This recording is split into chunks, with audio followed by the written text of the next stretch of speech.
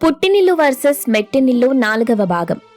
3వ భాగంలో ఇంట్లో ఉన్న మగవాళ్లకి నిజం తెలిసిపోవడంతో వాళ్ళు ఏం చెయ్యాలో ఆలోచిస్తుంటారు. తరువాత ఏం జరిగిందో ఇప్పుడు చూద్దాం. నాన్న, మేమిద్దరం దూరంగా ఎక్కడికైనా వెళ్ళిపోయి బ్రతుకుతాం. ఇక్కడే ఉంటే అమ్మ సీతారని ఇంటి నుండి బయటకి పంపించటం జరుగుతుంది, లేదా తన ప్రాణమైనా తీస్తుంది. మనకి నిజం తెలిసిపోయింది కాబట్టి అంత ప్రమాదమేముండదు. ఎందుకంటే మీ అమ్మ చెప్పిన మాటలు మనమిక నమ్మం కాబట్టి. కానీ ఇక్కడే ఉంటే తనకి ప్రమాదం అవ్వచ్చు. మనమే జాగ్రత్తగా చూసుకోవాలి. మీ అమ్మకి బుద్ధి చెప్పాలి.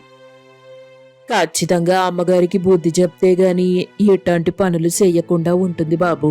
నేను సితారమ్మగారికి నిజం చెప్తే చాలా బాధపడతారు. పైగా వాళ్ళ అత్త మీద అసహ్యం పెంచుకుంటారని నోరిప్పలేదు. ఆ మాటకి మగవాళ్ళిద్దరూ కూడా ఆ విషయం సితారకి చెప్పొద్దు, ఏం చెయ్యాలో ఆలోచిద్దామని ముగ్గురు మాట్లాడుకుంటున్నారు. ఇలా ఉండగా సితార, లక్ష్మి ఇద్దరూ షాపింగ్ పూర్తి చేసుకుని ఇంటికి బయలుదేరతారు. వాళ్ళు ఇల్లు చేరుకున్న తరువాత, అమ్మా, నీ నడుం నొప్పి పూర్తిగా తగ్గినట్టుంది. చాలా హుషారుగా వెళ్ళావు షాపింగ్కి. అవును, డాక్టర్ రెస్ట్ తీసుకోమన్నా నువ్వు బాగా హుషారుగా వెళ్తున్నావంటే నీకు నడుం నొప్పి తగ్గినట్టుంది. అప్పుడప్పుడు బాగానే ఉంటుందండి, అప్పుడప్పుడు నడుం నొప్పి వస్తుంది. డాక్టర్లు చెప్పారని చెప్పి మనం ఇంటికి పరిమితం అవ్వకూడదు కదా. మన పని మనం చేసుకుంటూ ఉండాలి. అవును, నిజమే. అవును గాని ఏంటి, కవర్లన్నీ నీ చేతిలోనే కనిపిస్తున్నాయి, కోడలి చేతిలో ఏం లేవు? తనకేది వద్దంట. ఏం తీసుకోమని చెప్పినా వద్దంది. అందుకే నేను నాకు కావాల్సింది తీసుకున్నాను. కొంత సమయం తరువాత లక్ష్మి లోపలికెళ్ళిపోయింది. సితార తన పని తను చేసుకుంటూ ఉంది. ఇంట్లో ఉన్న మగవాళ్లు ఇంట్లోనే కూర్చుంటారు. కొంత సమయం తరువాత లక్ష్మి రత్తాలుని పిలిచింది. రత్తాలక్కడికెళ్ళి, ఏటమ్మగారు పిలిచారో? నేను నీకు బంగారు నగలిస్తాను, అవి నా కోడలి గదిలో పెట్టు. ఎవ్వరికీ తెలియకుండా తన గదిలో దాచిపెట్టు. తర్వాత కథ నేను నడిపిస్తాను. సరేనమ్మా. రత్తాలు ఆ నగల్ని తీసుకెళ్లి సితార గదిలో పెట్టింది. రాజేష్కి మరియు వినీల్కి ఈ విషయం చెప్పింది. వాళ్ళామె మాటలు విని, మరేం పర్వాలేదు, అమ్మ ఏం చేస్తుందో చూద్దాం. అప్పుడు రత్తాలు కూడా ఏం మాట్లాడకుండా ఉండిపోయింది. ఆ రోజు గడిచింది. మరుసటి రోజు రత్తాలు ఇంటికొచ్చే సమయానికి గొడవ జరుగుతూ ఉంది. రత్తాలు, నిన్న నేను నగలు తీసుకొచ్చాను కదా, అవెక్కడున్నాయో చూసావా నువ్వు? నాకేం తెలీదమ్మా, నేనెక్కడా చూడలేదు. ఏమైంది? నగలు కనిపించట్లేదు, అన్ని చోట్ల వెతికాను. అత్తయ్య, ఒకసారి నా గదిలో కూడా వెతకండి. వద్దమ్మా, అది చాలా పెద్ద తప్పవుతుంది. మరేం పర్వాలేదు అని బలవంతం చేయడంతో రత్తాలు, వెళ్ళి వెతుకు. రత్తాలు కొంచెం సేపు అక్కడా ఇక్కడా వెతికి నగలు తీసుకొచ్చింది. దాన్ని చూసిన సితార ఆశ్చర్యపోయి, అవి నా గదిలోకి ఎలా వచ్చాయో నాకు తెలీదత్తయ్యగారు. నువ్వు మాటలు చెప్పొద్దు సితారా, నువ్విలాంటి దానివని అస్సలు ఊహించలేదు. ఇంటి కోడలే ఇలా చేస్తే ఎలా చెప్పు? అని ఇష్టం వచ్చినట్టు తిట్టడం మొదలెట్టింది. ఒక్క నిమిషం ఆగమ్మా. ఈ బాక్స్ నిన్న రత్తాలు ఈ గదిలోకి తీసుకెళ్లటం చూశాను. నేనేంటో అనుకున్నాను, కానీ ఇప్పుడు నాకంతా అర్థమైంది. రత్తాలు, నువ్వు నిజం చెప్పు అని అనడంతో లక్ష్మి కంగారుగా, అమ్మో, ఇది నిజం చెప్పినా కొంప ముంచిద్దేమో. అయితే అసలు దొంగ రత్తాలన్నమాట. రత్తాలు, నిన్ను నేను చాలా నమ్మాను. నువ్విలా చేస్తావని అస్సలు అనుకోలేదు. నువ్వొక్క క్షణం కూడా నా ఇంట్లో ఉండడానికి వీల్లేదు. అందుకు రత్తాలు భయపడుతూ ఉంది. రత్తాలు, నువ్విలాంటి పనులు చెయ్యవని నాకు బాగా తెలుసు, కానీ ఎందుకు చేశావో అర్థం కావట్లేదు. ఇక మీదట అలా ఉండకు, నీ పని నువ్వు చూసుకోపో అని వినీల్ అనడంతో అక్కడి నుండి వెళ్లిపోయింది రత్తాలు. ఎందుకురా ఇలాంటి వాళ్ళని ఇంకా ఇంట్లో ఉంచుతావు? వాళ్ళుంటే మనకి ప్రమాదం. రత్తాలు చెప్తే వింటుందిలేమ్మా, ఇంకెప్పుడు అలా చెయ్యదు. నీ నగలు నీకు దొరికాయి కదా, నువ్వెళ్ళు అని అనడంతో వాటిని తీసుకుని లక్ష్మి వెళ్ళిపోతుంది.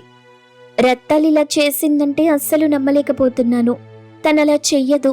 తనేదైనా ఉంటే ముఖం మీద అడిగి తీసుకుంటుంది, కానీ ఇలా మాత్రం చెయ్యదు. తన స్వభావం ఎలాంటిదో నాకు బాగా తెలుసు. నాకు కూడా తెలుసు. నేను తర్వాత నిదానంగా రత్తలతో మాట్లాడతాను.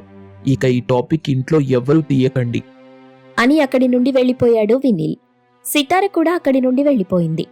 ఇదిలా ఉండగా అక్కడ రత్తాలు లక్ష్మి మాట్లాడుకుంటున్నారు. అందరి ముందు నన్ను దొంగదాన్ని చేశారు కదమ్మా. ఇప్పుడు అందరూ ఏమనుకుంటారు? సీతార గారు ఏమనుకుంటారు? వాళ్ళేమీ అనుకోర్లేవే, కానీ నువ్వెక్కడ నిజం చెప్తావోనని నేను చాలా భయపడ్డాను. అందుకే ఏం చేయలేక నింద నీ మీద వెయ్యాల్సొచ్చింది. అందుకే నేనొక వారం రోజులు రావద్దని చెప్పాను. నువ్వే వచ్చేశావు. మరేం చెయ్యాలి అమ్మగారు? ఇంట్లో ఉంటే అస్సలు తోచట్లేదు. అందుకే రావాల్సొచ్చింది. సర్లే, జాగ్రత్తగా ఉండు. సరే అని రత్తాలు అక్కడి నుండి వెళ్ళిపోతుంది. కొంత సమయం తరువాత సితారా రత్తాలు దగ్గరికొచ్చి, రత్తాలు, నువ్వా పని చేశావంటే నేను అస్సలు నమ్మను. నిజంగా నువ్వే ఆ నగలు తీసుకొచ్చి నా గదిలో పెట్టావా? నా గదిలో ఎందుకు పెట్టావు? నిజంగా నువ్వు తీసుకోవాలనుకుంటే తీసుకుని వెళ్ళిపోవాలి కదా. నా గదిలో పెట్టాల్సిన అవసరం ఏముంది?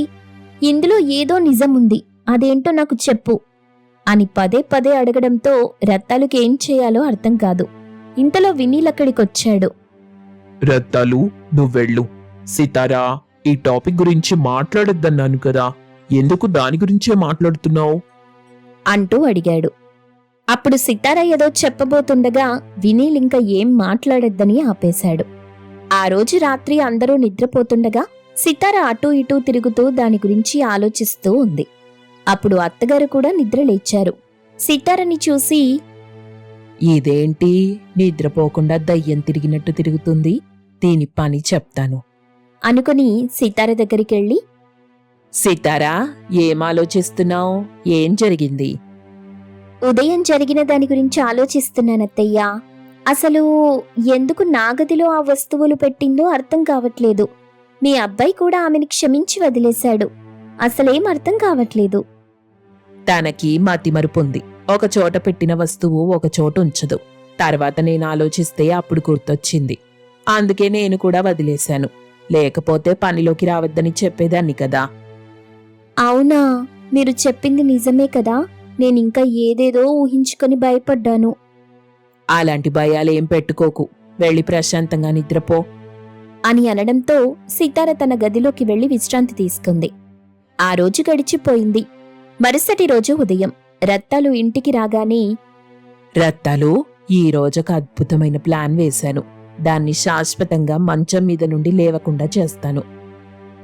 ఏటమ్మా అది? మెట్ల మీద నూనె పోస్తాను. జారి కింద పడుతుంది. నడుం విరుగుతుంది. ఇక నడుం విరిగితే ఎందుకో పనికిరాదు. జీవితకాలమంతా మంచం మీదే. తర్వాత నా కొడుక్కి మాయమాటలు చెప్పి మరో పెళ్లి చేస్తాను. దీన్ని వాళ్ళ పుట్టింటి వాళ్ళొచ్చి తీసుకెళ్లేలా చేస్తాను. అందుకు రత్తాలు సరే అంది. అదే విషయాన్ని వినీల్కి వెళ్లి చెప్పింది. వినీల్ తనతో ఏదో మాట్లాడుతుండగా అవన్నీ సితార చాటుగా వింది.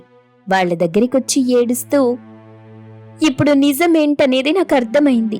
అత్తగారికి ఇష్టం లేకుండా నేనింట్లో ఉండను అని ఏడుస్తూ ఉంది.